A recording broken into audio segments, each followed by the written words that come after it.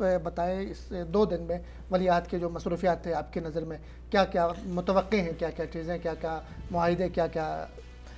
جیسے کہ مدنی صاحب نے اور بٹ صاحب نے ماشاءاللہ بہت سیر حاصل گفتگو کر دی ہے. اس میں 1-2 چیزیں جو میں مزید ایڈ کرنا چاہوں گا. ایک تو جو سننے میں یہ آ رہا ہے کہ ایک کانفرنس اس کا انعقاد کیا جائے گا جو عالمی طور پہ کانفرنس ہوگی اکانومی کے حوالے سے, تو اس کے اندر ولی عہد شامل ہوں گے اور اس میں کونسل بنائے گی, اس میں جو ہے نا وہ باقاعدہ خطاب بھی کریں گے. اس سے پہلے 2 طرفہ دورے ہوئے ہیں بہت زیادہ, جس میں پہلے سعودی سفیر بھی گئے ہیں, پھر جو جہاں کے وزیر تجارت ہیں وہ بھی گئے ہیں, پھر جو آپ کے سمندر ہے وہاں پر بھی باقاعدہ طور پہ ان کا وزٹ ہوا ہے. تو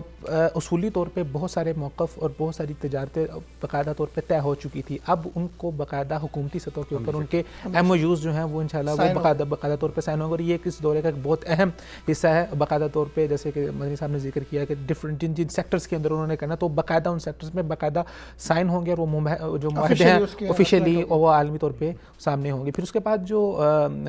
ولی عہد کے ساتھ جو لوگ گئے ہیں 1100 کے قریب ہیں, وہ کوئی عام بندے نہیں ہیں, وہ یہاں کے بڑے بزنس مین ہیں. یہ اہم سوال ہے, وہ عرب آنے کے سوال نہیں کریں, وہ جو ایک عرب آ رہے ہیں عرب ان پہ سوال دیکھیں 20 آپ سمجھیں کہ جو 20 عرب ایک طرف ہیں اور جو 1100 عرب آ رہے ہیں وہ ان کی اہمیت زیادہ ہے, ان کی اہمیت زیادہ ہے. وہ 1100 عرب نہیں, ان میں سے عام لوگ نہیں ہے, چنیدہ لوگ ہیں. ان میں سے ہر ایک عرب جو ہے وہ ایک عرب سے بھی زیادہ قیمتی ہے,